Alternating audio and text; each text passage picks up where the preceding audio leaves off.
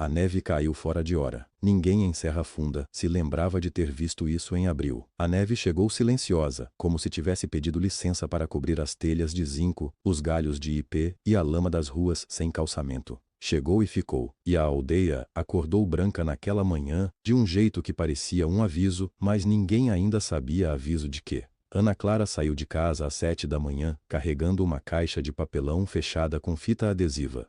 Dentro, livros, doados por uma paróquia de Curitiba que nunca tinha ouvido falar de Serra Funda, mas que mandou os livros mesmo assim. Ana Clara tinha ido buscar na cidade mais próxima de ônibus, numa viagem de 3 horas de ida e 3 de volta, e tinha carregado a caixa no colo o caminho inteiro porque não queria que os livros se molhassem. Ela caminhava devagar. A bota direita tinha um furo pequeno e a neve fria já tinha encontrado esse furo, mas ela não parou. Ana Clara! Ana Clara, chegou! A voz era de Binho, 6 anos, que morava na segunda casa depois da curva e que toda manhã ficava de tocaia atrás da janela esperando ver a professora passar. Ele saiu correndo sem casaco, descalço na neve, e Ana Clara largou a caixa na calçada de pedra para pegar o menino no ar antes que ele escorregasse. Binho, você vai me dar um susto desses um dia, menino? A senhora trouxe livro? Ele perguntou com a boca colada no pescoço dela, tentando enxergar a caixa. Trouxe. Mas você vai entrar agora, colocar o casaco e o tênis e aí vai ver os livros na escola. Combinado? Combinado. Ele desceu, olhou para ela com aqueles olhos grandes e acrescentou muito sério. A senhora é a melhor professora do mundo. Ana Clara sorriu. Um sorriso real, que chegou até os olhos, mas que saiu rápido demais, como se os olhos não soubessem bem como segurar a alegria por muito tempo. Mas crianças foram aparecendo. Elas sempre apareciam quando ela chegava. Lúnara, 8 anos, filha do seu Raimundo que criava ovelhas. O Paulinho das Dores, 7 anos, que vivia com a avó porque os pais tinham ido para o Paraná atrás de trabalho e ainda não tinham voltado. A Cecinha, 5 anos, que não falava muito, mas que segurava a mão de Ana Clara o tempo todo, como se tivesse medo de que ela sumisse. A escolinha estava no fim da rua principal. Uma construção de madeira pintada de amarelo que já estava precisando de outra mão de tinta. 2 salas, um banheiro, uma cozinha pequenininha onde a dona Lourdes fazia o almoço das crianças todos os dias com o que tinha. Ana Clara abriu o cadeado, empurrou a porta que sempre travava no canto direito e entrou. O cheiro era o mesmo de sempre. Giz, madeira úmida, e aquele cheiro de criança que não tem explicação, mas que é o cheiro mais honesto do mundo. Ela pôs a caixa de livros em cima da mesa, tirou o cachecol, o casaco, pendurou tudo num prego na parede. E aí, ela ficou parada por um segundo. Um segundo só, olhando para a parede do fundo. O mapa do Brasil estava lá. Sempre esteve. Um mapa velho, com as bordas amareladas e um rasgo pequeno na altura do Nordeste. Ana Clara tinha colado esse rasgo com durex faz anos. Ela ficava olhando para o mapa às vezes sem perceber que estava olhando. Seus olhos percorriam os estados, desciam pela costa, atravessavam o interior. E paravam sempre no mesmo lugar. São Paulo. Ela ficou olhando por uns 3 segundos. Depois, desviou o olhar rápido, como se o mapa tivesse devolvido alguma coisa que ela não queria ver. Ana Clara, posso entrar? Era a dona Lourdes na porta da cozinha, com uma chaleira na mão. Fiz café. Você deve estar congelada, minha filha. Obrigada, dona Lourdes. Já vou. Ana Clara endireitou as carteiras, separou os livros por tamanho, fingiu que estava ocupada até o aperto no peito passar. O café estava quente. As crianças foram chegando aos poucos. A aula começou. Por 1 hora, Serra Funda foi um lugar simples e bom, do jeito que sempre tinha sido. Então veio o som. Um motor diferente, pesado, grave, do tipo que não pertencia àquelas ruas estreitas.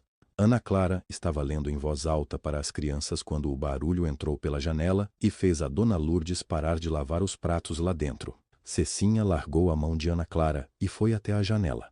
Que carro é esse? Ela perguntou baixinho. Ana Clara se levantou devagar e foi até a janela também. Na entrada da aldeia, parado no meio da rua coberta de neve, havia um caminhão preto, grande, com vidros escuros e para-choque cromado. A placa era de São Paulo. Nenhum carro assim tinha parado em Serra Funda antes. Nunca. E por algum motivo que ela não soube explicar naquele momento, Ana Clara sentiu um frio que não era da neve. Eram quase 10 horas da manhã quando o segundo carro apareceu atrás do caminhão. Um SUV preto, grande, vidro fumê, rodas largas que amassavam a neve como se ela não existisse. Depois veio outro, 3 veículos ao todo parados na entrada de Serra Funda como se a aldeia fosse uma barreira inconveniente no meio da estrada. Cecinha apertou o nariz contra o vidro da janela. São 3, professora. Eu vi, Ana Clara respondeu baixinho. A porta do SUV do meio se abriu primeiro. Desceu um homem de terno cinza segurando uma pasta. Depois outro, também de terno, com um telefone colado na orelha. E então, devagar, com um casaco comprido de lã escura que custava mais do que a escola inteira, desceu ele. Seu Augusto Veloso, 71 anos, cabelo branco penteado para o lado, ombros ainda largos. Um homem que havia muito tempo não precisava se apressar por nada. Ele parou na calçada e olhou para a aldeia. Não com curiosidade, não com desprezo, com aquela expressão de quem olha para um terreno vazio e já está pensando no que vai construir no lugar. Dona Lourdes saiu pela porta dos fundos e veio até a janela enxugar as mãos no avental. Minha Nossa Senhora, quem é esse homem? Não sei, Ana Clara mentiu, ela sabia. Todo mundo em Serra Funda havia ouvido o nome Veloso nas últimas semanas. Nas conversas depois da missa, nas mesas do bar do seu Tonho, nos cochichos entre os mais velhos que tinham vivido tempo suficiente para reconhecer quando uma tempestade estava chegando. O advogado de terno cinza abriu a pasta e começou a distribuir papéis. Ia de porta em porta, batia, entregava, não esperava resposta. O padre Inácio desceu a rua apressado, o sobretudo preto aberto no vento. Seu Augusto, ele chamou. Com licença, eu preciso falar com o senhor. Veloso virou devagar, olhou para o padre como quem olha para um obstáculo pequeno. Fala, disse ele apenas. Essas pessoas vivem aqui há décadas. Muitas delas nasceram nessa terra. O senhor não pode simplesmente... Veloso ergueu uma mão. Um gesto leve, quase preguiçoso. E o padre parou. 60 dias. Veloso disse. O prazo está nos documentos, tudo dentro da lei. Dentro da lei? O padre ergueu a voz. O senhor comprou essas terras com documentos falsos. Todo mundo sabe disso. Veloso virou as costas. O padre ficou parado no meio da rua, o papel amassado na mão, a neve caindo nos ombros dele. Dentro da escola, Cecinha havia chamado as outras crianças. Agora eram 6, 7, 8 carinhas coladas no vidro, o hálito embaçando a janela. Por que aquele homem fez o padre calar? Porque ele acha que pode, Ana Clara respondeu. E pode, ela não respondeu na hora. O advogado havia chegado na porta da Dona Lourdes. Bateu. A velha abriu. Ele estendeu o papel sem dizer bom dia. Ela pegou, sem entender. Leu uma linha. E começou a chorar ali mesmo, na soleira da porta, com o papel tremendo na mão. Ana Clara sentiu a garganta apertar. Cecinha puxou sua manga. Professora, a Dona Lourdes está chorando. Eu sei, meu amor. Por que ela está chorando? Ana Clara olhou para a menina de 5 anos, que ainda não entendia por que um papel podia fazer uma pessoa chorar. Que não sabia que uma assinatura num documento podia apagar décadas de vida de alguém. Que o mundo, às vezes, funcionava assim. Alguém chegava de carro grande, entregava um papel e ia embora de volta para uma cidade onde nunca nevava. Porque ela ficou assustada. Ana Clara disse. Às vezes, a gente chora de susto. Cecinha pensou nisso por um momento. Eu choro de susto às vezes também, ela disse. Eu sei, é normal. Do lado de fora, Veloso havia voltado para perto do SUV. Ele dizia alguma coisa para o assessor com o telefone, rindo, uma risada curta, sem alegria, a risada de alguém que está confirmando o que já sabia que ia acontecer. E então, sem motivo aparente, ele virou a cabeça e olhou diretamente para a janela da escola, diretamente para Ana Clara. O tempo parou. Ela não sabe dizer por quanto tempo. Talvez 2 segundos, talvez menos. Algo cruzou o rosto dele, uma coisa pequena, rápida, como uma sombra passando por trás dos olhos. Ele piscou, virou, E seguiu andando em direção ao carro, como se nada tivesse acontecido. Mas Ana Clara ficou parada. A mão de Cecinha na manga, a neve lá fora, o papel na mão da dona Lourdes, e aquele olhar que ela não conseguia nomear. Ela havia esperado raiva, arrogância, indiferença, não havia esperado aquilo. O salão comunitário da aldeia tinha cheiro de madeira velha e café frio. As cadeiras plásticas estavam enfileiradas com cuidado, como se a ordem pudesse compensar o medo que preenchia o ar. 120 pessoas, talvez mais, sentadas, encostadas nas paredes e espremidas perto da porta. A maioria nunca havia pisado num lugar assim com um homem daquele tamanho. Augusto Veloso estava sentado numa cadeira maior que as outras. Ninguém havia pedido isso, ela simplesmente havia aparecido lá, trazida pelos homens dele. Ana Clara ficou de pé perto da janela, com uma pasta de papéis no colo. O advogado de Veloso falou por 20 minutos. Palavras difíceis, números, prazos. A linguagem do poder disfarçada de lei. Quando ele terminou, a sala ficou pesada. Foi então que Ana Clara levantou a mão. Um dos seguranças deu um passo à frente. Veloso fez um gesto pequeno com os dedos. O segurança parou. Pode falar, disse Veloso, como quem dá permissão a uma criança. Ana Clara foi até a frente da sala. Abriu a pasta. Tirou um documento grampeado, várias folhas. Esse é um abaixo-assinado com 340 assinaturas, disse ela. A voz firme, nem alta nem baixa. São os moradores desta região. Famílias que vivem aqui há 3, 4 gerações. Junto com as assinaturas, há documentos históricos, registros de posse, escrituras antigas, contratos de arrendamento datados de mais de 50 anos. Ela colocou tudo em cima da mesa na frente do advogado. E pedimos que sejam considerados antes de qualquer decisão. O salão ficou quieto. Veloso olhou para os papéis. Depois olhou para ela. Então sorriu. Foi um sorriso lento, do tipo que não tem alegria nenhuma dentro. Professora, disse ele, a palavra carregada de algo que não era respeito. Ana Clara, ela corrigiu. Ele ignorou. Professora. Ele abriu as mãos, como se explicasse algo óbvio para alguém muito lento. Documentos de gente sem educação não valem o papel onde estão escritos. O senhor sabe disso, não sabe? Ele virou para o advogado, que assentiu com um sorriso treinado. A sala se mexeu. Um murmúrio. Esses registros foram validados pelo cartório de... Ela começou. Eu sei lá que cartório do interior. Ele interrompeu, a mão no ar.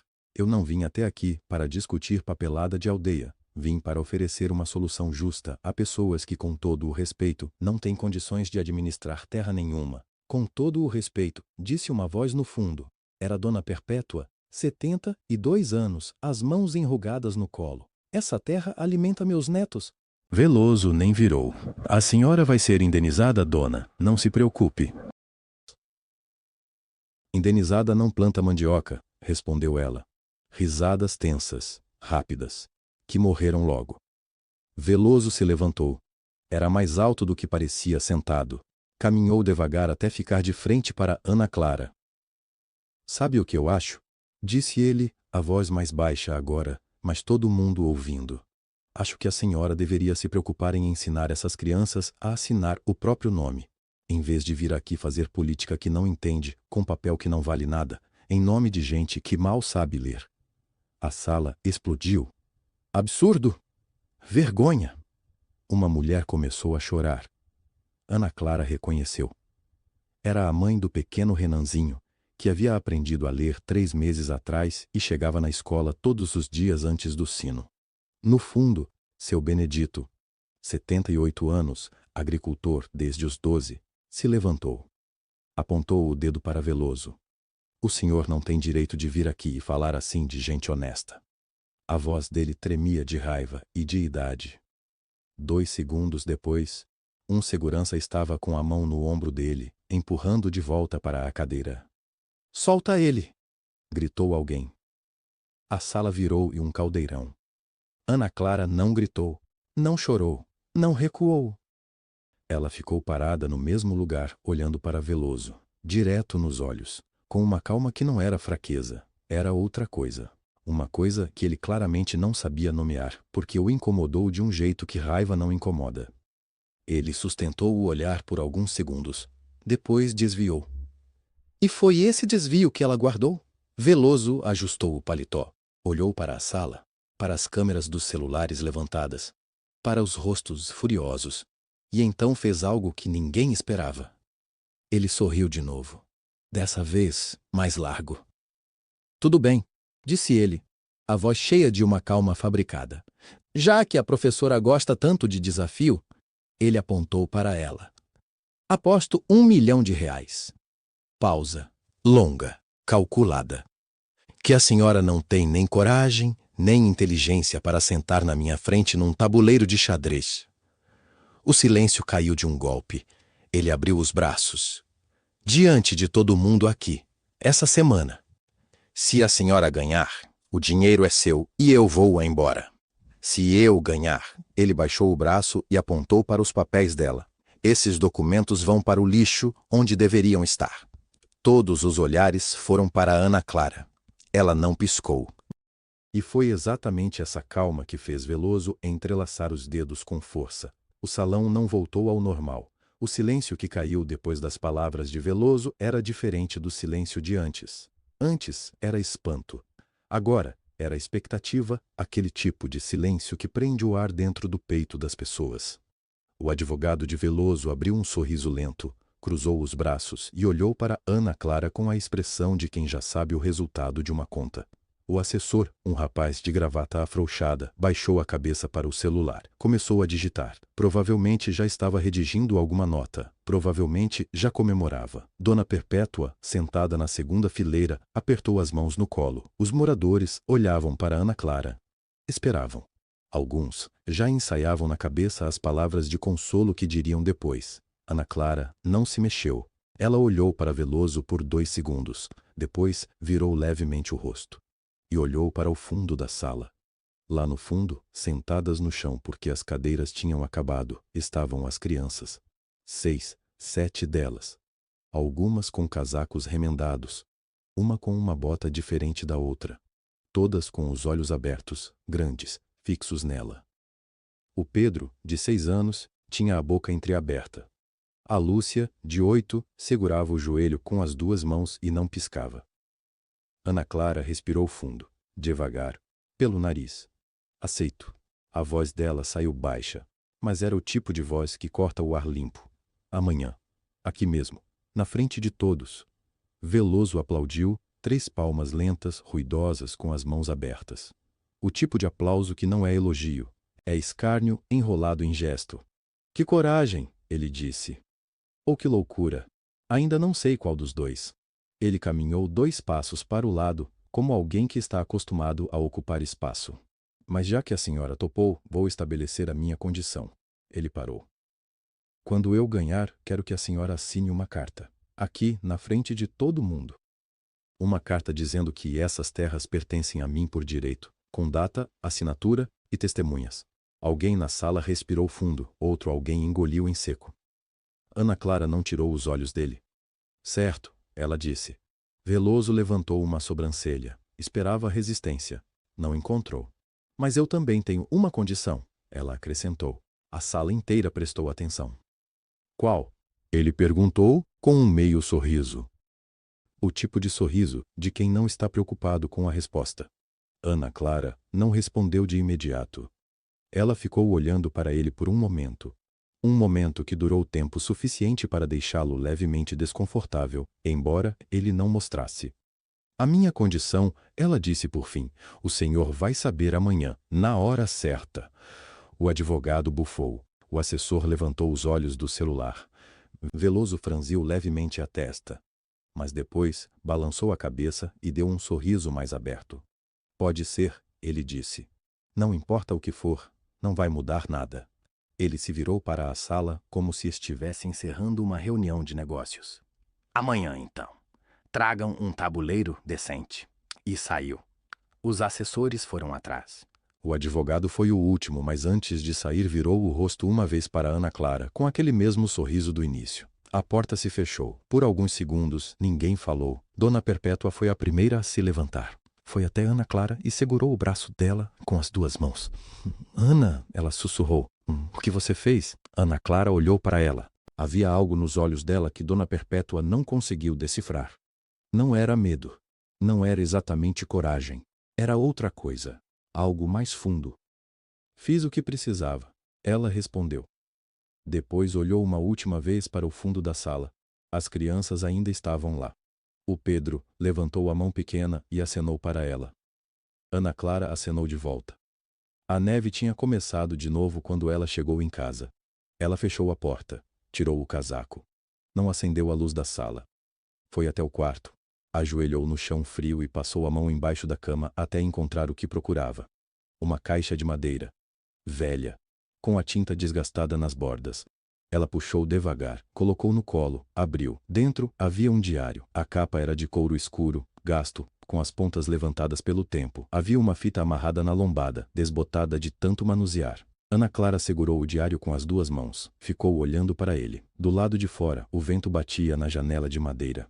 Ela não abriu o diário, ainda não, só o segurou, com cuidado, como quem segura algo que pode se partir, ou algo que pode te salvar. Ana Clara ficou assim por um longo tempo, sentada na cama, com o diário no colo, olhando para a capa de couro como se pudesse ver através dela. A vela na mesa de cabeceira tremeu com uma rajada de vento que entrou pela fresta da janela. As sombras dançaram nas paredes. Ela respirou fundo e abriu. A primeira página tinha uma letra inclinada, pequena, muito caprichada. Uma letra que ela reconheceria em qualquer lugar do mundo. A letra da mãe. Meu nome é Lúcia Ferreira dos Santos. Tenho 22 anos. E hoje começo a escrever porque tenho medo de esquecer. Ana Clara fechou os olhos por um segundo. Depois continuou. São Paulo, 1982. A favela Vila Operária Ficava num morro atrás de um shopping center que nunca ficava vazio. As casas eram de tijolo sem reboco, escadas de terra batida, fios de luz amarrados em nós improvisados. Lúcia tinha chegado do interior do Paraná com 17 anos e uma mala de papelão, sozinha, com o endereço de uma prima que mal conhecia. Ela conseguiu emprego de cozinheira numa mansão no Morumbi. A família Veloso. A casa tem 12 cômodos, ela escreveu no diário. Eu nunca tinha entrado numa casa assim. Fiquei parada na cozinha no primeiro dia olhando para o fogão de 6 bocas. Parecia uma coisa de outro planeta. Ela aprendeu rápido. Era dedicada. Não faltava. Não reclamava. E foi assim que ela conheceu Augusto. Ele apareceu uma tarde na cozinha pedindo um café. Filho mais novo, estudava direito. Tinha uns 24 anos. Me olhou de um jeito que ninguém nunca tinha me olhado, como se eu fosse importante. Ana Clara passou o dedo na linha. Como se eu fosse importante, Sam. Ela virou a página. Eles conversaram durante meses. Ele ia à cozinha com pretextos, um café, uma fruta, uma pergunta sobre o jantar. Sei que era errado, Lúcia escreveu. Mas ele era diferente. Pelo menos eu acreditei que era. Augusto disse que a amava. Augusto disse que ia conversar com o pai. Augusto disse que iam embora juntos para o sul, começar do zero, longe do dinheiro e da pressão da família. Eu acreditei em tudo. Estava escrito. Acreditei porque queria acreditar, porque era bonito de acreditar. Então, Lúcia engravidou. E Augusto sumiu. Não foi de vez. Foi devagar, que era pior. Primeiro as visitas à cozinha ficaram mais curtas. Depois ele parou de ir. Depois a esposa da patroa chamou Lúcia numa manhã e disse com uma voz muito calma: "Você vai precisar ir embora, minha filha." Sem mais explicações. Lúcia foi demitida na 16ª semana de gravidez. Fui embora carregando a mala de papelão do mesmo jeito que cheguei, ela escreveu. Só que dessa vez minha barriga estava crescendo e eu não tinha mais endereço de prima nenhuma. Ana Clara virou as páginas devagar. Os anos passaram nas linhas do diário. A Vila Operária. O trabalho em botequim. As noites lavando roupa de outros. Ana Clara nasceu no 7º mês, pequenininha, num hospital público onde a Lúcia ficou sozinha no corredor por horas. Quando ela chorou pela primeira vez eu soube que ia ficar bem. A mãe escreveu. Não eu não sabia se ia ficar bem. Mas ela ia. Isso eu sabia. Ana Clara sentiu a garganta apertar. Ela não chorou, só apertou o diário com mais força. Continuou lendo. Os anos de escola pública. As professoras que chamavam Ana Clara de a menina inteligente. Lúcia, trabalhando de dia e estudando à noite para tirar o 2º grau. Tentando. Sempre tentando. E no meio de tudo, silêncio sobre Augusto. Nenhuma carta. Nenhuma ligação, nenhum recado. Eu passei um tempo com raiva, Lúcia escreveu numa página de 1993. Depois a raiva foi passando, não porque eu perdoei, mas porque a raiva cansa. E eu precisava da energia para outra coisa. Precisava para ela. Ana Clara estava quase no final do diário quando encontrou a página que sempre sabia que ia estar lá. A última carta, escrita com letra mais trêmula, a mão da doença, da morfina, dos últimos meses. Minha filha, se você está lendo isso, é porque eu fui. E você está pronta. Você sempre soube quando era a hora de alguma coisa. Desde pequena. Eu confio em você mais do que em qualquer coisa nesse mundo. O nome dele é Augusto Veloso. Você vai encontrá-lo um dia. Pode ser que já tenha encontrado sem saber. Não te peço que perdoe. Não te peço que odeie. Só te peço que quando você olhar para ele, você lembre do que a gente é, do que a gente conseguiu. Sem ele. Com amor, sua mãe, Lúcia. Ana Clara ficou parada. O vento tinha parado lá fora. Ela virou mais uma página, uma que ela não esperava, e encontrou alguma coisa que estava presa entre as últimas folhas. Uma foto, pequena, desbotada pelas bordas, a imagem em preto e branco quase apagada pelo tempo. Um homem jovem, camisa aberta, sorrindo para alguém fora do quadro.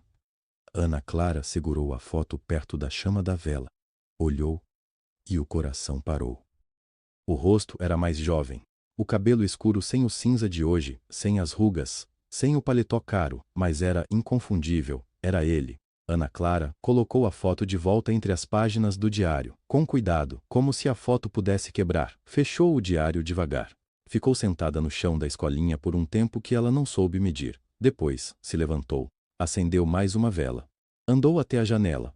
A neve lá fora brilhava com uma luz estranha, quase azul, como se o céu tivesse descido até o chão. Ela andou entre as carteiras. Eram pequenas. Algumas tinham as pernas bambas amarradas com arame. Ela mesma tinha amarrado. Passou os dedos na superfície de madeira gasta. Cada risco naquela madeira era uma criança que tinha passado por ali. O Joãozinho que não sabia segurar o lápis. A Beatriz que repetia as letras em voz alta como se fosse uma música.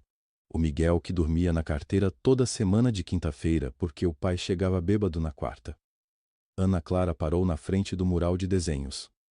Folhas de caderno coladas com fita adesiva na parede. Casinhas com fumaça saindo da chaminé. Famílias com braços maiores que as cabeças. Árvores que eram só um tronco marrom e uma bolinha verde em cima. Ela tocou um dos desenhos, era da Manu, 7 anos. Tinha escrito embaixo com letra torta: minha casa e minha escola e minha professora. Ana Clara ficou olhando para aquele desenho por um tempo longo. Então foi até a mesa dela, pegou uma folha, uma caneta, e sentou no chão. Não numa cadeira, no chão mesmo, com as costas na parede fria, os joelhos dobrados, a folha apoiada no joelho. Começou a escrever, não para Veloso, para eles. Crianças, ela escreveu. Amanhã vai ter um jogo de xadrez aqui na aldeia. Vocês não precisam entender o que está em jogo, mas eu preciso que vocês saibam uma coisa. Ela parou. Pensou. Este lugar é de vocês, não de quem tem dinheiro, não de quem tem poder. Esta escola foi construída com as mãos de quem mora aqui. E isso não some. Isso fica. Ela dobrou a folha. 4 vezes. Guardou no bolso do avental. Ficou parada mais um pouco. Ela sabia que poderia ter ido a um tribunal. Tinha pensado nisso. Muitas vezes.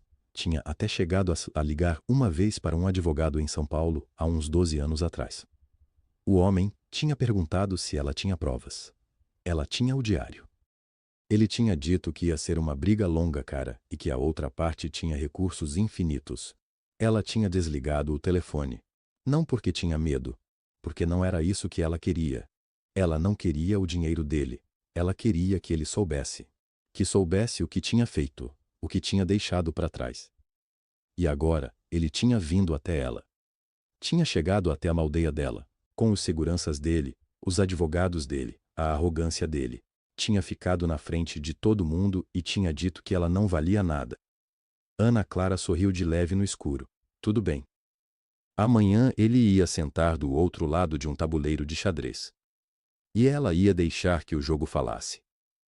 Do outro lado da aldeia, na pousada Três Pinheiros, o único lugar com quarto disponível num raio de 40 quilômetros, seu Augusto Veloso estava de pé na frente da janela. De paletó, mas sem gravata. Um copo de uísque na mão, a garrafa em cima da mesinha de madeira simples. A neve lá fora caía devagar. Ele não tinha dormido. Rodrigo, o assessor, estava sentado numa cadeira no canto do quarto, com a gravata afrouxada, os olhos vermelhos de cansaço. Seu Augusto, Rodrigo disse devagar. O senhor quer que eu cancele o jogo? Posso falar que o senhor passou mal. Febre. Qualquer coisa. Veloso não respondeu na hora. Ficou olhando para a neve. Não, ele disse. Mas, senhor, se o senhor perder... Eu ouvi o que eu disse. Rodrigo fechou a boca. Veloso bebeu um gole de uísque. Lento. Devolveu o copo na mesinha sem fazer barulho. Rodrigo, ele falou, sem virar. Sim, senhor. Essa mulher, a professora, Ana Clara Menezes, senhor. Tem alguma coisa nela. Veloso disse baixo, quase para si mesmo. Alguma coisa que eu já vi antes. Rodrigo esperou. Não sei onde, Veloso completou, mas eu já vi. Ele ficou parado mais um segundo diante da janela. E então, sem mais nada, virou e foi se deitar. Rodrigo apagou a luz, mas nos olhos de Veloso, no escuro, continuava a imagem da professora no salão, a calma dela, os olhos dela, aqueles olhos, ele já tinha visto aqueles olhos antes. O salão comunitário nunca tinha visto tanto povo. Desde cedo a neve caía fina lá fora, mas isso não impediu ninguém. Vieram os moradores da aldeia, as famílias dos alunos de Ana Clara. O pároco Padre Eustáquio, com o seu rosário no pescoço, crianças espremidas entre as pernas dos adultos. Vieram também pessoas de aldeia vizinha, de São Benedito das Pedras, de Vila do Cruzeiro, porque a notícia tinha corrido rápido. Um homem rico apostando contra uma professora pobre. Todo mundo queria ver. No fundo do salão, um rapaz de uns 18 anos segurava o celular com as duas mãos, filmando tudo. No centro da sala, sobre a mesa comprida de madeira, estava o tabuleiro. Velho, quadriculado de preto e branco, com algumas casas desbotadas pelo tempo. As peças de madeira, simples, sem enfeite. O professor Hermínio tinha trazido aquele tabuleiro para aquela escola 20 anos atrás, quando ainda ensinava naquele salão. Quando morreu, deixou o tabuleiro para ficar. Ana Clara chegou primeiro. Entrou com o avental azul de sempre, o mesmo que usava nas aulas. Cabelos presos, nenhum enfeite. Cumprimentou o padre, sorriu para as crianças e foi sentar do lado esquerdo da mesa sem pressa nenhuma. Veloso chegou 5 minutos depois. Terno escuro. Gravata cinza. Rodrigo ao lado. 2 outros homens atrás. Ele entrou no salão como quem entra num lugar que já é seu, olhando para cima, para os lados. Quando viu o tabuleiro velho em cima da mesa, parou. Virou para Rodrigo.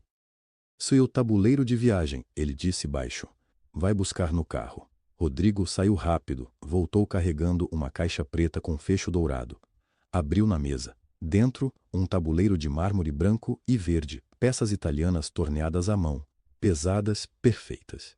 A sala ficou em silêncio. Veloso olhou para Ana Clara, esperando que ela cedesse. Ela não cedeu. Prefiro jogar no tabuleiro da escola, ela disse. A voz calma, sem provocação. Este aqui é superior em todos os aspectos, Veloso respondeu. Pode ser, Ana Clara falou. Mas as crianças daqui aprenderam nesse tabuleiro. Cada peça dessa já ficou na mão de algum aluno meu. Ela fez uma pausa. É justo que ele decida o futuro delas. A sala murmurou. Um murmúrio baixo, mas claro, de aprovação. Veloso olhou para a sala, olhou para o tabuleiro de mármore, fechou a caixa devagar e mandou Rodrigo guardar sem dizer nada. Puxou a cadeira e sentou, frente a frente com Ana Clara pela primeira vez de igual para igual. Padre Eustáquio foi até o centro da sala. Vamos começar, ele disse. As brancas com a professora Ana Clara. As pretas com o senhor Veloso. Cada jogada tem 2 minutos. Sem ajuda, sem consulta. Qualquer interrupção externa e a partida é interrompida. Todos concordam. Concordo, disse Ana Clara. Concordo, disse Veioso. A sala ficou quieta de um jeito que salões cheios raramente ficam. Ana Clara começou a arrumar as peças. Ela fez isso devagar, com cuidado. Pegava cada peça com os 2 dedos, colocava no lugar exato, verificava com os olhos. Os peões, primeiro. Depois, as torres, os cavalos, os bispos, a rainha, o rei. Alguém na sala estava segurando a respiração. E foi então que aconteceu. Quando Ana Clara alcançou o último peão do lado direito, as mangas do avental subiram um pouco. Só um pouco. O suficiente para mostrar o pulso esquerdo. E a cicatriz. Uma linha fina, antiga, horizontal. Da cor da pele velha, que fecha sobre si mesma e não esquece. Veloso viu. Não estava olhando para o tabuleiro. Estava olhando para ela, como tinha feito na noite anterior, tentando descobrir onde tinha visto aquilo antes, e quando as mangas subiram, os olhos dele foram direto para o pulso e pararam. Ele olhou para a cicatriz por 2 segundos, talvez 3. Pisou num lugar muito fundo dentro de si mesmo. Piscou. Ana Clara terminou de arrumar as peças, ajeitou as mangas e levantou os olhos para ele. Pronto, ela disse, simples, como se nada tivesse acontecido. Veloso ficou parado 1 segundo a mais do que devia. Rodrigo, atrás dele, notou, mas não disse nada. O padre levantou a mão. Começou. Ana Clara avançou o peão do rei 2 casas, e Augusto Veloso, pela primeira vez em décadas, sentiu que o chão não estava tão firme quanto parecia. Veloso jogou o cavalo, rápido, agressivo. Era o estilo dele fora do tabuleiro também. Atacar antes que o outro tivesse tempo de pensar. Não deixar espaço. Não dar respiro. Ana Clara olhou para a peça. Ficou quieta por uns 4 segundos. O padre, em pé num canto, contou mentalmente. 2, 3, 4. Ela avançou um peão simples, silenciosamente. Veloso franziu a testa. Muito cautelosa, ele murmurou, mais para si mesmo do que para ela. Rodrigo, o advogado, ficou de pé, atrás da cadeira do patrão, os braços cruzados, a expressão de quem já sabe o resultado antes da prova. Mas as crianças não sabiam de nada disso. Estavam sentadas no chão, em fila, do lado esquerdo da sala. Algumas com as perninhas cruzadas. Outras abraçadas umas às outras por causa do frio que entrava pelas frestas da janela velha. Todos os olhos no tabuleiro, como se fosse um filme. Pedrinho estava bem na ponta da fila, 6 anos, narizinho vermelho.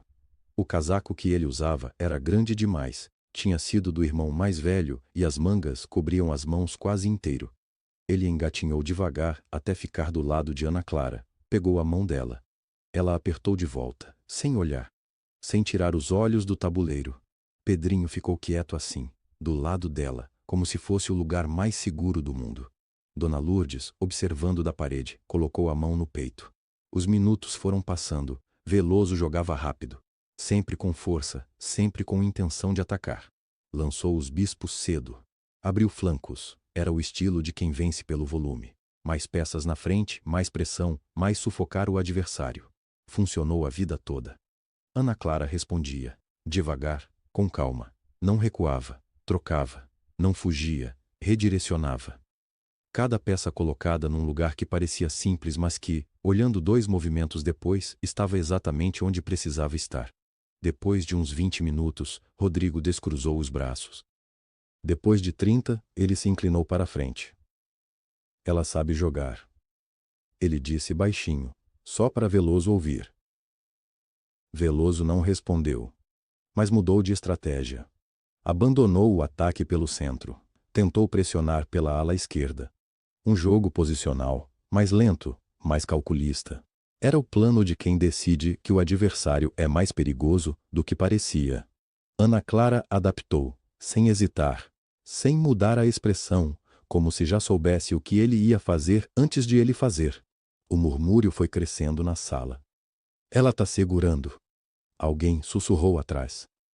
Não, ela tá atacando. Outro respondeu. Olha lá o cavalo dela. Veloso olhou para o cavalo. Olhou para a posição inteira. Fechou os olhos por 1 segundo. 40 minutos de jogo. Ana Clara pegou o bispo dela com 2 dedos, levantou, cruzou o tabuleiro, pousou a peça numa casa que Rodrigo não tinha considerado e capturou o segundo bispo de Veloso. O ó saiu de todo mundo ao mesmo tempo. Não foi combinado. Não foi ensaiado. Foi aquele tipo de som que o corpo faz quando a mente ainda não processou, mas já entendeu que alguma coisa mudou. Pedrinho não entendeu o que aconteceu, mas apertou a mão de Ana Clara de qualquer jeito, porque os outros adultos tinham reagido, então devia ser importante. Rodrigo recuou um passo. Veloso ficou parado. Olhou para o tabuleiro por um tempo longo, longo demais. O tipo de silêncio que uma pessoa usa quando precisa reorganizar tudo o que achava que sabia. Depois levantou os olhos e olhou para ela. Não do jeito que ele tinha olhado antes, não com aquele desprezo fácil de quem nem precisa se esforçar para diminuir, não com a arrogância de performance que ele usava diante das câmeras e dos advogados e dos políticos. Era outro olhar, era o olhar de alguém que está tentando entender alguma coisa que não consegue nomear. Ana Clara não desviou. Ficou com os olhos no tabuleiro, a mão de Pedrinho ainda na dela. Veloso disse baixinho, quase sem voz: "Onde você aprendeu a jogar assim?" A sala inteira ouviu e ficou quieta. Ana Clara virou os olhos para ele devagar. Não respondeu logo. Quando falou, a voz estava igual, calma, baixa, igual a sempre.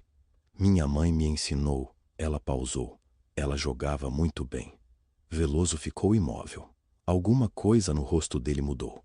Pequena, quase invisível. Mas o padre viu. Dona Lourdes viu. Rodrigo viu. E não gostou do que viu. Ana Clara baixou os olhos de volta para o tabuleiro. "É sua vez," ela disse. Veloso ficou olhando para o tabuleiro.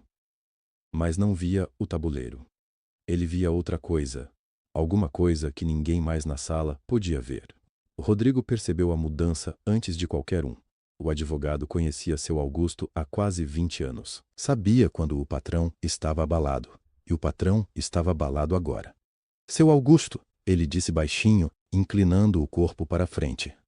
"Ela está tentando te distrair. Não deixa. Foca no jogo." Veloso não respondeu. Rodrigo tentou de novo. "É uma tática psicológica, clássica. Ela quer te tirar do eixo." Rodrigo, a voz de Veloso, saiu fria, curta, definitiva. "Cala a boca."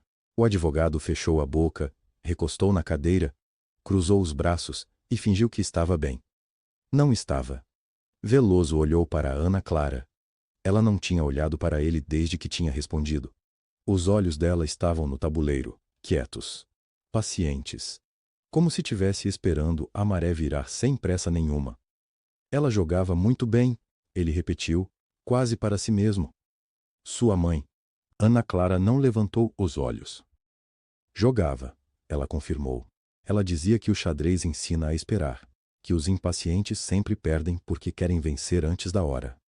Veloso ficou em silêncio. "E você esperou?" ele perguntou. Ana Clara finalmente levantou os olhos para ele. 30 anos, ela disse. E abaixou os olhos de volta. A sala não entendeu a frase. Dona Lourdes achou que era uma metáfora. O padre achou que ela estava falando da vida. As crianças não entenderam nada. Mas Veloso entendeu alguma coisa. Não tudo. Não ainda. Mas alguma coisa dentro do peito dele começou a apertar. Como uma fechadura que ouve a chave certa do lado de fora e não sabe se quer abrir ou travar para sempre. Ele moveu uma peça. Foi uma jogada ruim. Ele sabia que era ruim enquanto movia. Mas a mão foi assim mesmo. Ana Clara olhou para a peça. Olhou de volta para o tabuleiro. Fez um pequeno sinal com a cabeça, quase imperceptível, como quem confirma uma hipótese que já esperava. Ela moveu o bispo, simples, preciso, sem cerimônia nenhuma. O padre se levantou um pouco da cadeira para ver melhor. Franziu a testa. Murmurou alguma coisa para Dona Lourdes. "O que foi?" ela perguntou. "Ela está no controle", ele disse. Está há muitos movimentos. Dona Lourdes não sabia jogar xadrez, mas ela sabia ler rosto. E o rosto de seu Augusto Veloso estava diferente. Estava menor. Era a única palavra que ela encontrava. O homem parecia menor. Veloso olhou para o tabuleiro por muito tempo. Os dedos dele tocaram uma torre. Pararam. Foram para o cavalo. Pararam de novo. Voltaram para a torre. Pode mover, Ana Clara disse. Eu posso esperar. Eu sei que você pode. Ele respondeu. E havia algo na voz dele que soava diferente agora. Não era mais raiva, não era desprezo. Era quase uma pergunta que ele ainda não sabia formular. Ele moveu a torre. Ana Clara respondeu quase imediatamente. Não com pressa. Com certeza. Pedrinho, sentado ao lado dela, apertou a mão dela de leve. Professora, ele sussurrou.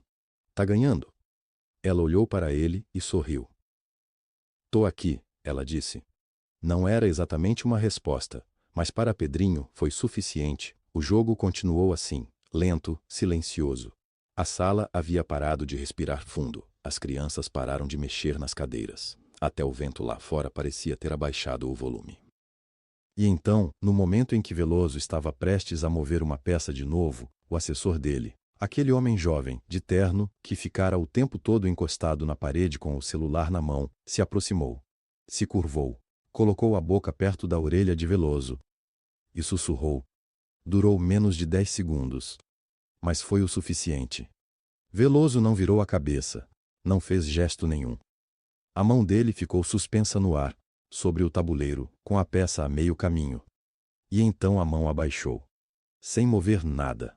A cor saiu do rosto dele devagar. Não de uma vez. Como a maré que vai recuando sem avisar. Rodrigo viu. Ficou tenso. Seu Augusto? Veloso não respondeu. O assessor recuou, guardou o celular no bolso e ficou olhando para o chão. Ana Clara ainda estava com os olhos no tabuleiro. Ela não tinha visto nada. Ou talvez tivesse visto tudo. Veloso olhou para ela. Olhou por um tempo longo, para as mãos dela, para o pulso esquerdo dela, para a cicatriz fina e antiga que descansava ali, quieta, como uma assinatura. E então olhou para o rosto dela, para os olhos dela. O assessor havia encontrado o nome completo dela numa busca rápida. Nome de registro. Nome de certidão. Ana Clara Lúcia Veloso. Veloso ficou parado. Não era um parado de homem que pensa, era um parado de homem que acabou de levar um soco sem que ninguém tivesse levantado a mão. Ana Clara Lúcia Veloso. Ele leu o nome na cabeça 3 vezes. 4, 5. O assessor estava ao lado dele, esperando alguma reação. Uma ordem, um gesto, qualquer coisa. Veloso não deu nada. Ele voltou para a cadeira devagar, sentou. Colocou as 2 mãos sobre a mesa, bem abertas, como se precisasse sentir alguma coisa sólida embaixo delas. A sala estava cheia. O padre Benedito estava de pé num canto, com os braços cruzados e a expressão de quem reza sem mover os lábios. Dona Sônia estava perto da janela, apertando o pano do avental entre os dedos. As crianças sentadas no chão esperavam em silêncio, olhando para o tabuleiro como se aquelas peças fossem decidir o futuro delas, porque eram. E eram mesmo. Ana Clara estava do outro lado da mesa, ereta, quieta, com aquela calma que não era fria, era funda. Veloso olhou para ela de novo. Os olhos dela eram castanhos escuros, com um ponto quase âmbar bem no centro. Ele conhecia esses olhos, não de ter visto, de ter fugido deles por 35 anos. A linha do queixo dela era firme, levemente quadrada. Igual a da mãe dela, igual a de Lúcia. Lúcia. O nome veio sozinho, como sempre vinha quando ele não tinha defesa. Quando estava cansado demais para bloquear. Lúcia com o cabelo molhado, parada na porta do apartamento, segurando uma mala pequena e dizendo: Você não precisa mais me dizer nada. Eu já entendi. Ele tinha deixado ela ir. Tinha deixado porque o pai tinha ligado naquela mesma tarde. Tinha dito que se ele ficasse com aquela moça de favela, perderia tudo, a herança, o nome, o futuro. E ele tinha escolhido o futuro. Ana Clara moveu uma peça. Veloso olhou para o tabuleiro sem ver. O assessor se curvou levemente e colocou um papel dobrado na borda da mesa, bem perto da mão de Veloso. Dobrado 2 vezes, sem escrita do lado de fora. Veloso não tocou. Ana Clara capturou mais uma peça, um cavalo. Alguém na plateia murmurou, depois outro. Depois o som foi crescendo devagar, como quando a chuva começa com uma gota e depois vira temporal. Veloso jogou 3 movimentos seguidos, rápidos, mecânicos, sem pensar. A mão se movia sozinha, enquanto a cabeça estava em 1989, num apartamento no bairro da Lapa, num domingo de agosto, com cheiro de café queimado e promessa quebrada. Eu volto, ele tinha dito. Não tinha voltado. A mala? Ele tinha mandado o motorista buscar a mala de Lúcia 3 meses depois. O motorista voltou dizendo que o endereço não existia mais, que o prédio tinha sido demolido, que ninguém na rua sabia onde ela tinha ido. Ele tinha arquivado isso em algum lugar escuro dentro dele e tinha fechado a porta. 35 anos de porta fechada. Ana Clara capturou a rainha. A sala explodiu. Não em barulho, em silêncio espantado. Que é pior. Depois veio o murmúrio. Depois a voz da dona Sônia. Minha Nossa Senhora! Veloso olhou para o tabuleiro. Estava em xeque. Não era xeque-mate ainda, mas estava em xeque, e o caminho estava claro para qualquer um que soubesse olhar. Ana Clara sabia. Ele sabia. A mão dele foi até o papel dobrado, abriu devagar. Dentro havia uma frase só. O assessor tinha digitado rápido, sem pontuação, como se tivesse com pressa ou com medo. Nome de registro, certidão de nascimento. Ana Clara Lúcia Veloso. Mãe Lúcia Ferreira Veloso. Pai Augusto Ramiro Veloso. Reconhecido em cartório em 2003. Veloso releu. Fechou o papel. Fechou os olhos. 3 segundos.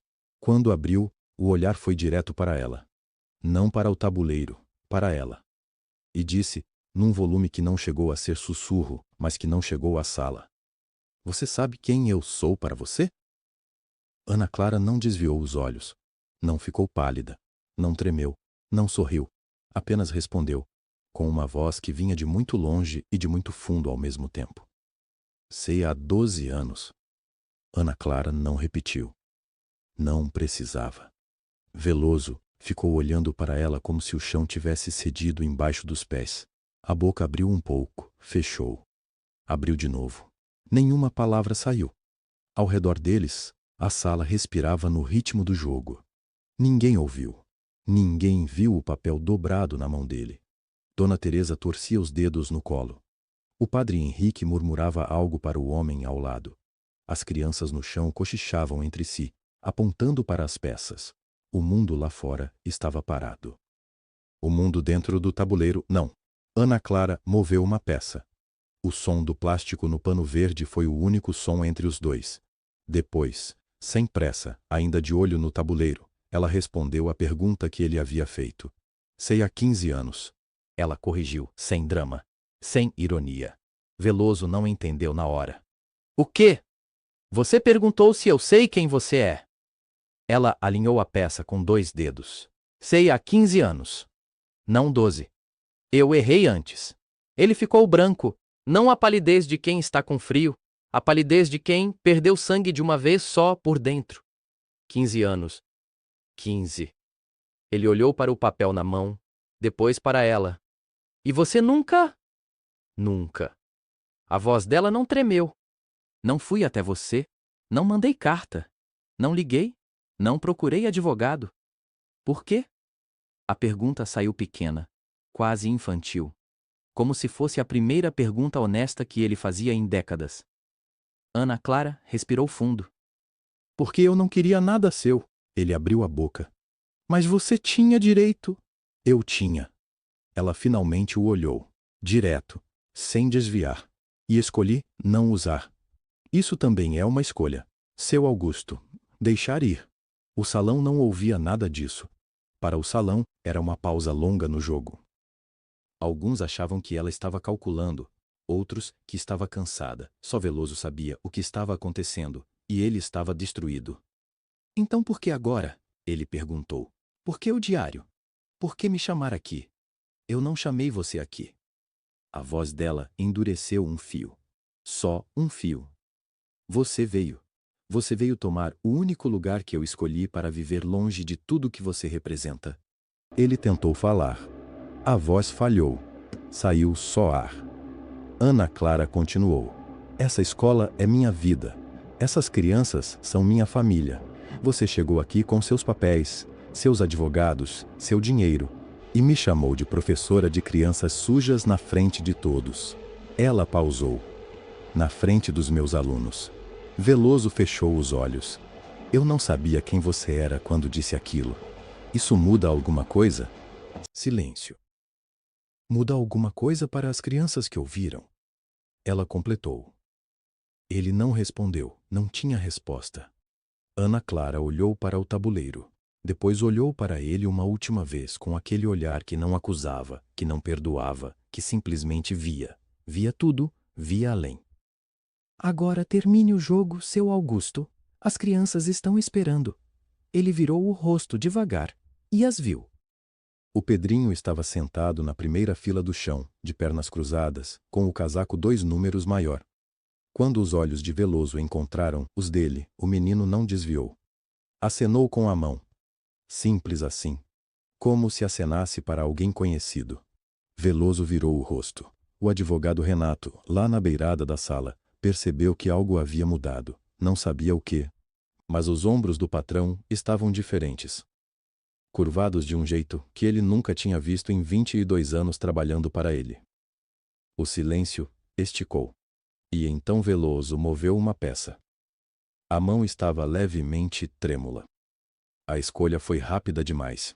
O tipo de movimento que se faz quando a cabeça está em outro lugar completamente.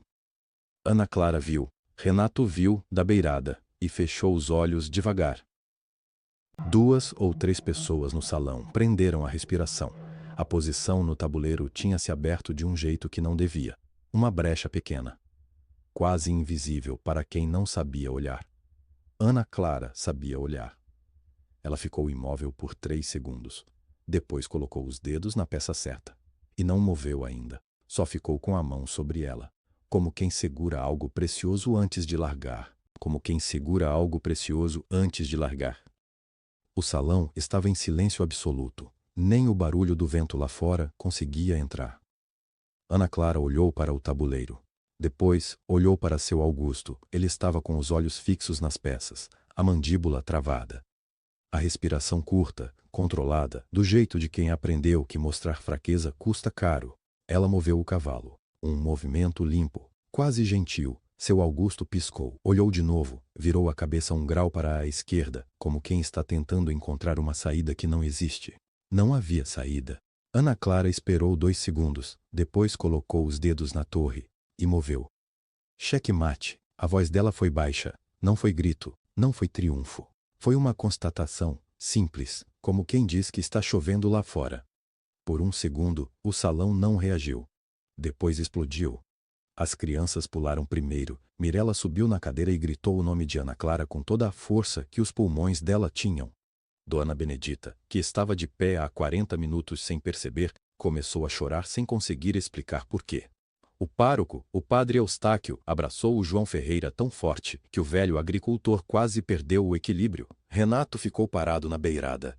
Os olhos dele estavam úmidos. Ele não disse nada.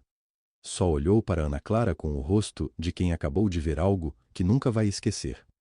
Do lado de seu Augusto, o advogado se levantou depressa.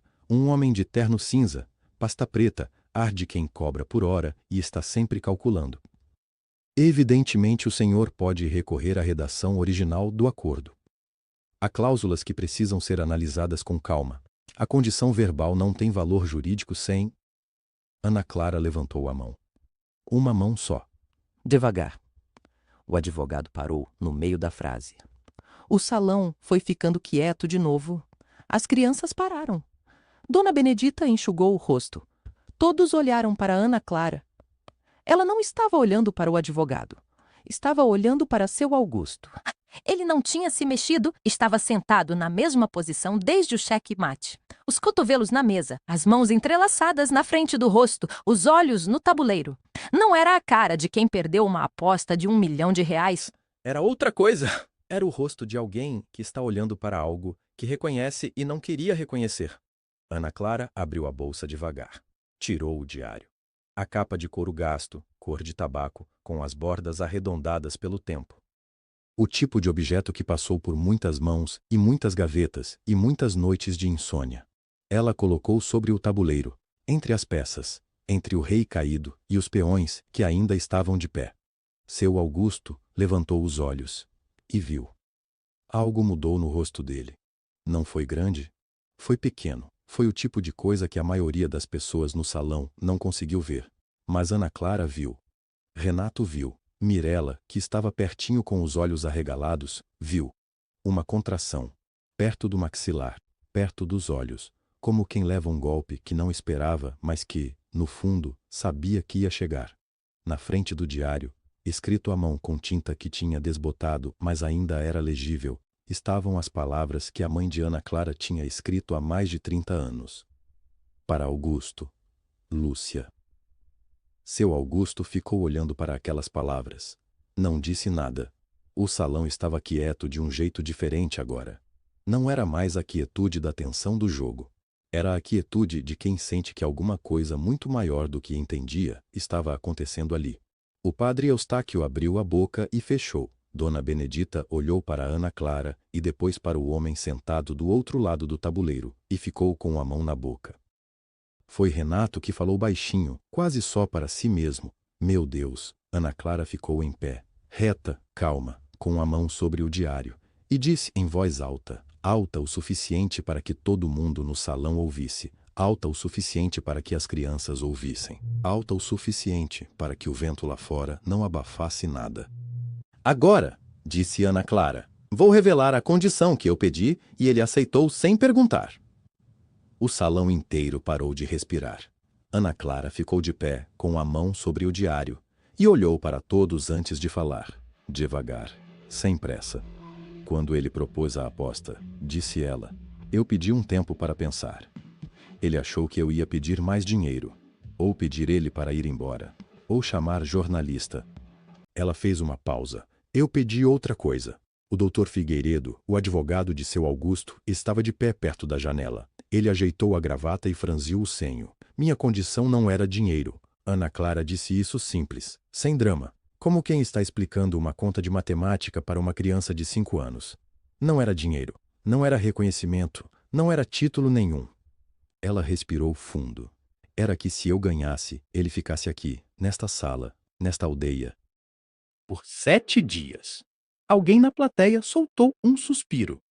Que ele dormisse na pousada simples da dona Edna, que comesse o que as famílias daqui comem, feijão, arroz, o que tiver, que caminhasse nesta rua de barro toda manhã, que olhasse para cada criança desta escola nos olhos, e que ouvisse o nome de cada uma delas, um por um.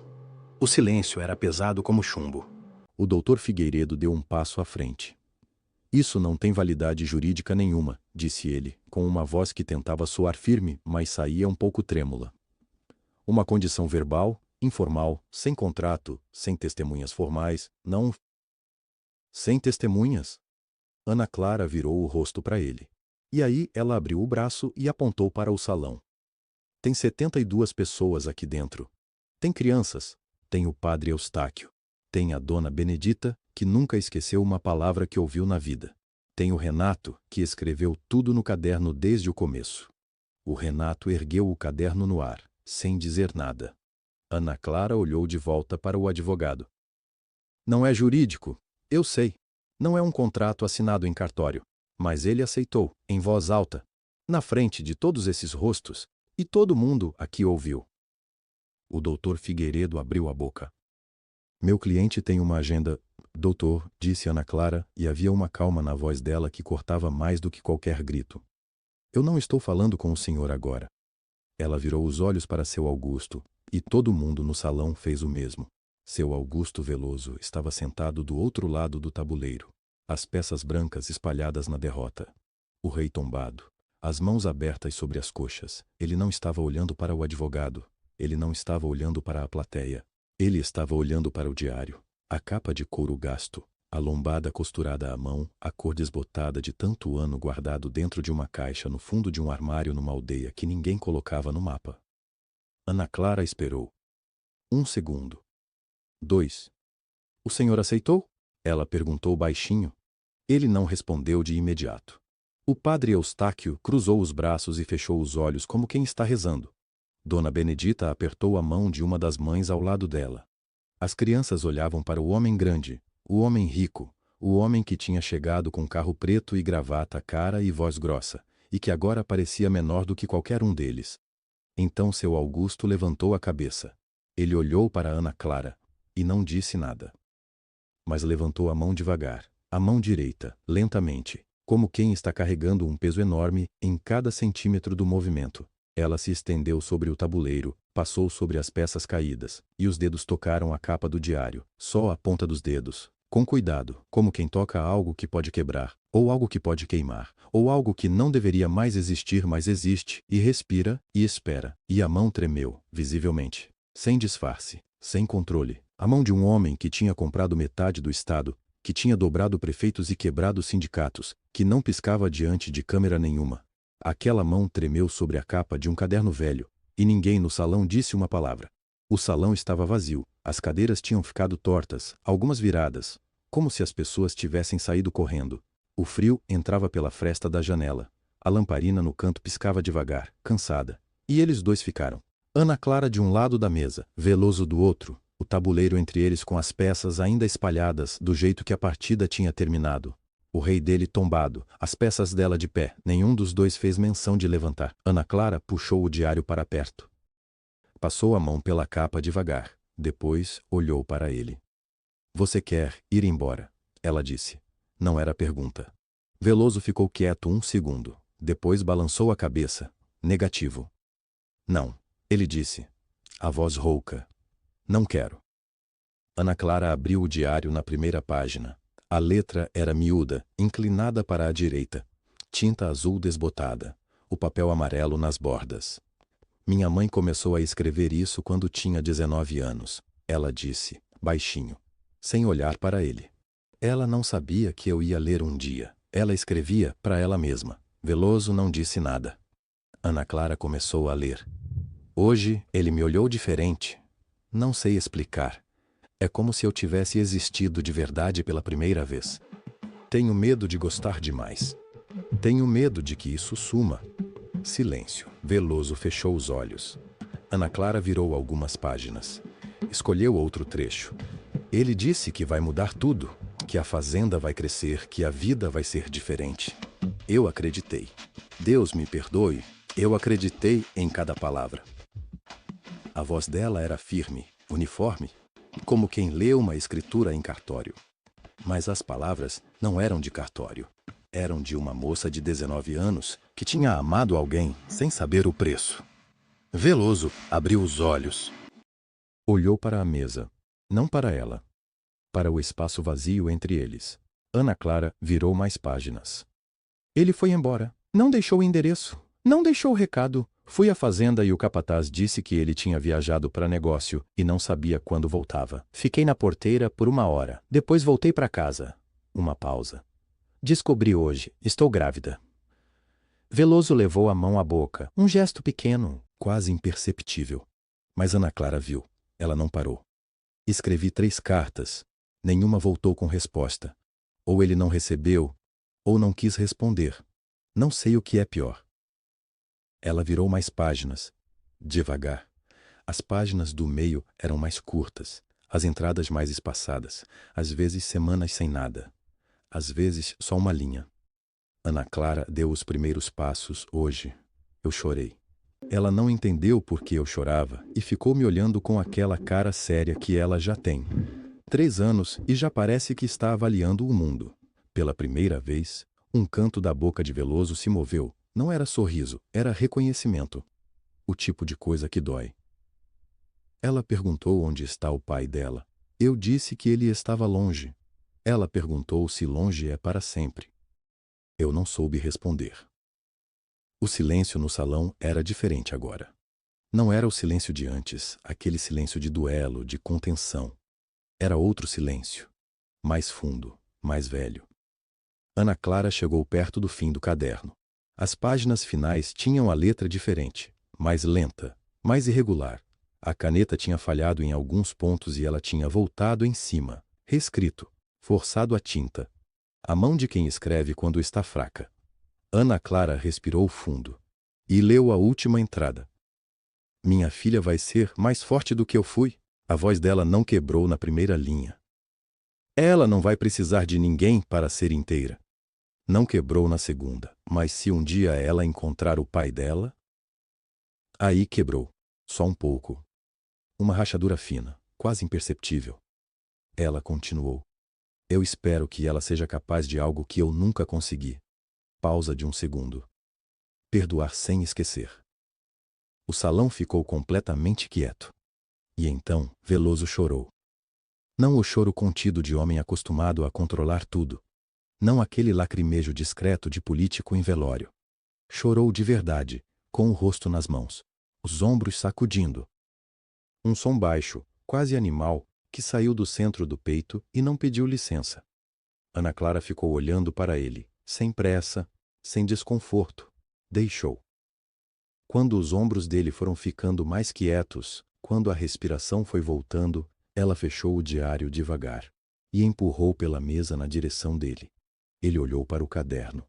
Depois olhou para ela, os olhos vermelhos, a expressão aberta, sem defesa nenhuma, de quem não tem mais nada para esconder porque já perdeu tudo o que protegia. Fica com ele, ela disse. Ele piscou. Você precisava ler mais do que eu precisava guardar. Ele olhou para o diário outra vez. Não tocou.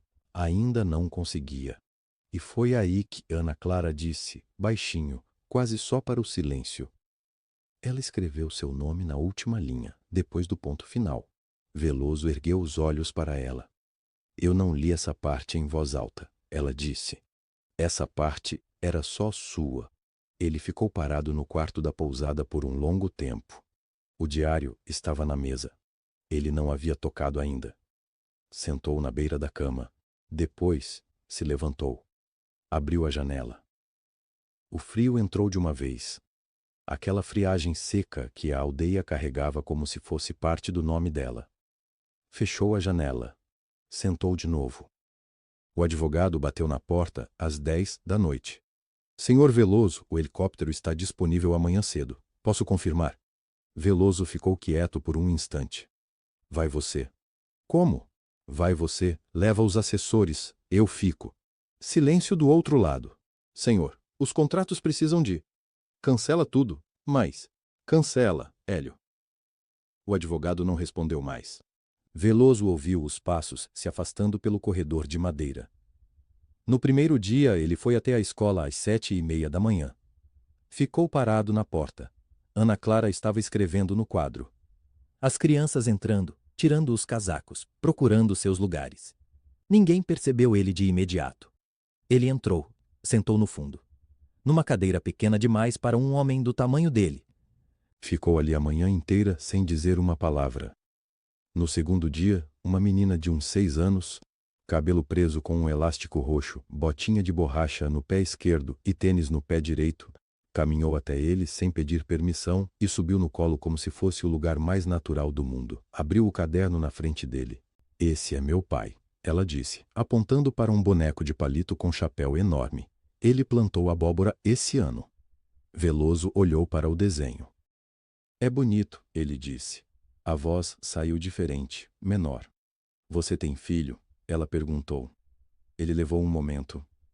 Tenho, ele disse. No terceiro dia, uma carteira estava quebrada. A perna traseira havia cedido e a madeira estava lascada. Ana Clara ia amarrar com barbante quando Veloso disse, tem martelo? Ela olhou para ele. Tem. Ele consertou. Levou quase 40 minutos. Bateu o dedo 2 vezes, xingou baixo. Depois se corrigiu. Olhou ao redor. E as crianças já estavam rindo. Desculpa, ele disse para elas. Elas riram mais. No 5º dia, ele chamou Ana Clara antes da aula começar. Eu quero saber o nome de todos. Ela parou. De todos? De todas as crianças. Ana Clara ficou olhando para ele por um segundo. Depois chamou cada criança uma por uma. Essa é a Letícia. Esse é o Murilo. Essa é a Benedita. A gente chama de Bena.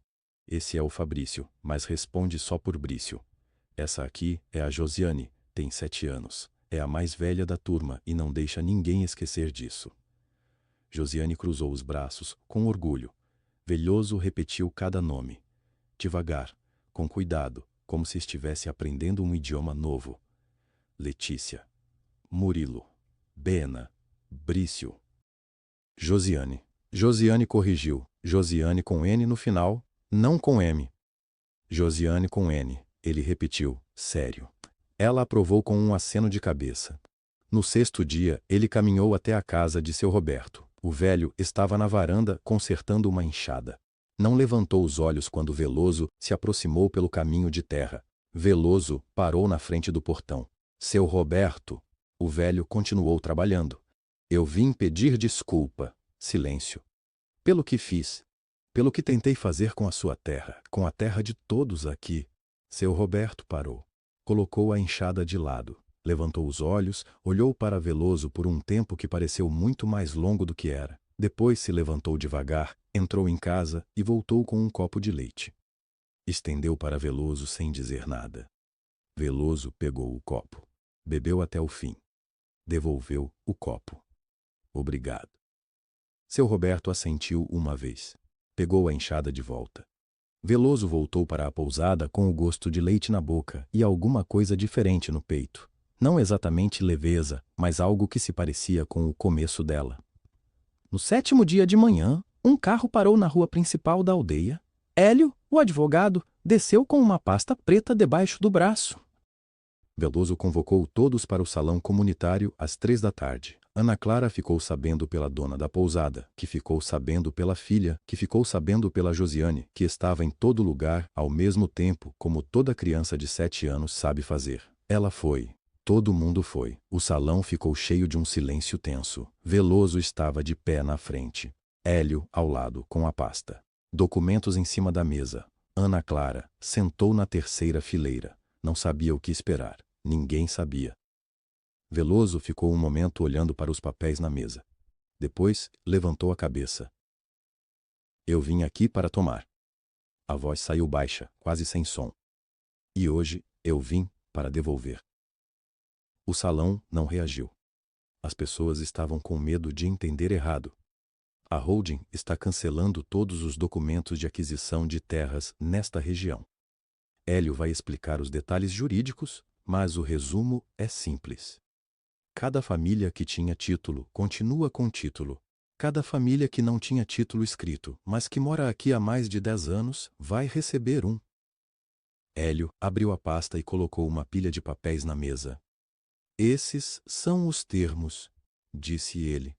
Podem levar para ler. Podem chamar qualquer advogado que quiserem para revisar. Não tem armadilha. Alguém no fundo do salão disse. Mas por quê? Veloso demorou para responder. Porque eu errei. É simples assim. Ainda ninguém se mexeu. Então seu Roberto levantou. Devagar, como quem não acredita que as pernas vão aguentar. Pegou a esposa pela mão. Ela começou a chorar antes mesmo de ele abrir a boca. A nossa terra, ele disse. A gente fica com a nossa terra. Ficam, disse Hélio. Dona Cecília enterrou o rosto no ombro do marido. Ele fechou os olhos. O salão quebrou. Não foi um barulho alto de início. Foi aquele tipo de alívio que sai pela garganta, sem avisar, misturado com choro, com riso, com gente se abraçando, sem saber direito o porquê. A Josiane apareceu do nada, como sempre. E correu direto para Ana Clara, que estava sentada na terceira fileira tentando não desmoronar. Professora, a menina jogou os braços em volta do pescoço dela. Ana Clara a segurou forte. Mais crianças chegaram. O pequeno Davi, a Mariana, o Felipe com o gorro torto. Ana Clara ficou no meio deles com os olhos fechados, respirando devagar. Veloso assistia de pé, encostado na parede do lado. Não estava no centro. Sabia que não era lugar dele estar. Hélio se aproximou dele e falou baixinho.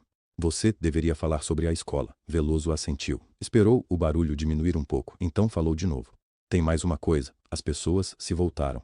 A escola vai ser reformada, do zero. Aquecimento para o inverno, biblioteca, merenda todo dia. Por 10 anos. Garantido por fundo fiduciário independente. Não depende de mim mudar de ideia. Não depende de nenhum político. Está escrito em contrato com fiscalização externa. A professora Mirella, que estava sentada perto da janela, levantou a mão como se ainda estivesse em sala de aula.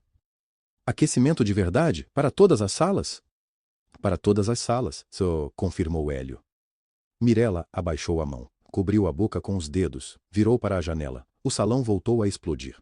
Desta vez com outra textura. Na primeira vez, era incredulidade. Agora era aquela coisa que fica no peito quando a ameaça some de verdade. Alívio que pesa, que cansa, que molha o rosto. Ana Clara ficou com as crianças por um longo tempo. Quando a multidão começou a se dispersar aos poucos, ela percebeu que Veloso não tinha saído. Estava ainda encostado na parede, esperando. Ela foi até ele. Ficaram os dois de pé, sem pressa. Você fez a coisa certa, ela disse. Devia ter feito há muito tempo. Silêncio. Então, ele olhou para ela com uma expressão que ela reconheceu. Era a mesma do momento em que ele tinha lido a carta. Aquela mistura de vergonha e de algo que ainda não tinha nome. Eu quero fazer mais uma coisa, disse ele. Quero reconhecer você legalmente, como filha, e deixar parte do que tenho para você. Você merece. Sua mãe merecia. Ana Clara ouviu tudo. Ficou quieta por um instante, depois disse: Não, não. Ela repetiu, com calma. Não preciso disso. Ele franziu a testa. Ana Clara, você tem direito. A lei garante. Eu sei o que a lei garante, ela disse. Mas eu não vivo de direitos que precisam de documento para existir. Ele abriu a boca, fechou. Ela continuou. Eu tenho o nome da minha mãe. Esse nome me bastou por 30 anos. Vai me bastar pelo resto da vida. Mas o dinheiro, pelo menos, a escola já tem o que precisa. Ela interrompeu, sem aspereza. Você assinou os documentos. As crianças vão ter onde estudar. Isso era o que estava faltando. Não era uma herança minha. Ele olhou para o chão. Lá fora, o vento tinha amainado. A neve continuava caindo, mas devagar agora, como se o mundo também estivesse ouvindo. Você não quer nada? Ele perguntou. Ela pensou por um momento. Não por falta de resposta, mas porque a resposta merecia ser dita com cuidado. Eu quero uma coisa só, ela disse. Ele ergueu os olhos. Eu quero que você vá embora daqui sendo um homem diferente do que chegou. Isso é tudo. Ele ficou olhando para ela. Não disse nada por um tempo longo. Um tempo em que dava para ouvir o silêncio da aldeia lá fora, o barulho de uma criança rindo em algum cômodo próximo, o ranger do assoalho de madeira sob os próprios pés. Então ele disse: Eu não entendo como você consegue. Consegue o quê? Ficar assim, desse jeito, sem raiva, sem querer me destruir. Eu vim aqui para tomar tudo que vocês tinham. E você? Eu sei o que você fez, ela disse. Então como? Ela caminhou até a janela. Olhou para o pátio coberto de neve. Os galhos da árvore grande no centro estavam brancos. Pareciam feitos de sal. Minha mãe podia ter me criado com raiva de você, ela disse. Podia ter passado a vida inteira me ensinando a odiar o nome que ela nem pronunciava em voz alta, mas não foi isso que ela fez. Ela virou para ele. Ela me ensinou a olhar para as crianças ao redor e entender que a dor de uma não é maior que a dor da outra, que o filho do minerador e o filho do sem-terra choram do mesmo jeito quando tem fome. Ela me ensinou isso aqui. Ela tocou o peito. Não num livro, não num discurso. Na vida. Ele estava ouvindo de um jeito que ela nunca tinha visto, sem a postura de quem manda, sem o olhar de quem calcula, só ouvindo. E eu não precisava que você voltasse. Ela continuou. Não precisava de reconhecimento. Não precisava que você viesse aqui e me chamasse de filha na frente de todo mundo. O que eu precisava era que você viesse aqui e visse, com os seus próprios olhos, o que você quase destruiu. A voz dela não tremeu. Não por mim, por elas. Ele fechou os olhos por um instante. Quando abriu, havia algo diferente neles. Não lágrimas, mas o que vem antes das lágrimas. O peso de tudo que não se chora a tempo. Você sabia, ele disse. Sabia há anos, e mesmo assim ficou aqui, cuidando dessas crianças. Enquanto você vivia a sua vida. Ela completou, sem julgamento. Sim, eu sabia. E não quis me usar para nada. Não. Por quê? Ela sorriu. Era o primeiro sorriso verdadeiro que ela dava para ele em todos aqueles dias.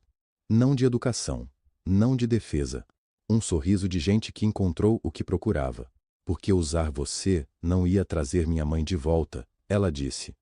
E não ia fazer nenhuma dessas crianças dormir mais tranquila. O silêncio que veio depois era diferente dos outros. Era um silêncio que pesava, mas não sufocava. Ele ficou olhando para ela por um longo momento. Então perguntou, com a voz de quem já sabe a resposta. Mas precisa ouvir, precisa que alguém diga em voz alta aquilo que ele não tinha mais certeza de merecer. Você me perdoa? Ana Clara não respondeu de imediato.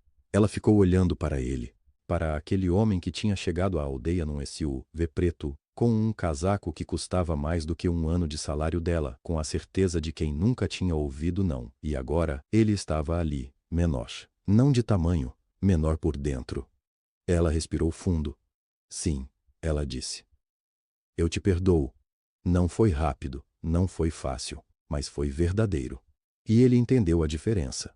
Naquela noite, ela tinha encontrado o diário devolvido em cima da mesa da cozinha. Ele tinha passado a noite anterior com o caderno. E nas últimas páginas em branco, nas folhas que a mãe dela nunca chegou a usar, ele tinha escrito: à mão. Com uma letra que tremia no começo e foi ficando mais firme conforme as linhas avançavam. Ela abriu na carta dele agora. Leu em silêncio. Não era uma carta de defesa. Não era uma lista de explicações.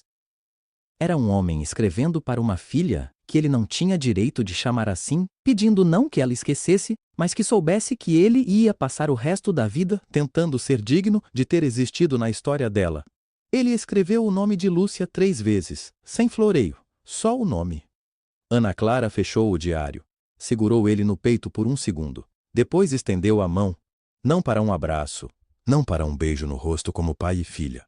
Uma mão estendida, firme, aberta, de igual para igual. Ele olhou para aquela mão por um momento que pareceu longo demais. Então apertou. A mão dele era grande. A dela era pequena e tinha giz embaixo da unha, mas o aperto foi igual dos dois lados. Os olhos dele estavam cheios. Ele não deixou cair, mas estava cheio. Cuida de você, ela disse. Ele assentiu. Não conseguiu falar. O padre Reinaldo, que tinha ficado observando da porta durante tudo aquilo, se afastou discretamente. Voltou para dentro da igrejinha, sem fazer barulho, como quem entende que tem momentos que não precisam de testemunha. Veloso saiu da aldeia, no mesmo SUV preto. O Claudinho estava ao volante. O motor foi ligado. O vidro subiu. Mas antes de entrar no carro, ele parou. Virou. Olhou para a escolinha uma última vez, a janela do lado esquerdo. Ali estava o Pedrinho, com o narizinho colado no vidro, a mão levantada, acenando com toda a força de um menino de 6 anos, que não sabe o peso do que acabou de acontecer, mas sabe que aquele senhor de casaco preto estava olhando para ele. Veloso acenou de volta, devagar, uma vez só. Depois entrou no carro, e o SUV sumiu pela estrada de terra coberta de branco. Ana Clara ficou de pé na porta da escola, o diário no peito. A neve caindo ao redor dela em flocos pequenos e quietos. Atrás dela, as crianças voltavam para as carteiras. O Pedrinho desceu da janela e foi sentar. A Marcelinha estava tentando ajudar a Duda a achar o lápis. O Toninho tinha virado a cadeira ao contrário de novo, normal. Tudo voltando para o normal. Ela olhou para a estrada um instante. Não com saudade, não com raiva. Com algo que não tinha nome fácil. Algo que vem quando a gente carrega uma coisa pesada por muito tempo e finalmente coloca no chão. Não era felicidade, era paz. E paz, às vezes, pesa mais do que qualquer dor. Ela entrou, fechou a porta atrás dela. Tudo bem, pessoal, ela disse. De onde a gente parou? 20 vozes responderam ao mesmo tempo, nenhuma igual, todas juntas. Lúcia tinha escrito no diário que esperava que a filha fosse capaz de perdoar sem esquecer. Ana Clara fez mais do que isso. Ela transformou a dor em algo que durou. Não uma herança de dinheiro. Não um processo, não uma manchete, não um nome num jornal. Uma escola aquecida numa aldeia de neve, onde crianças aprendem que a verdade, quando dita com calma e no momento certo, vale mais do que qualquer R$1 milhão apostado num tabuleiro. E todo dia, quando a primeira criança empurrava aquela porta e entrava trazendo frio e mochila e aquela mistura de sono e curiosidade que só criança tem, Ana Clara sabia que valeu, que vai valer sempre.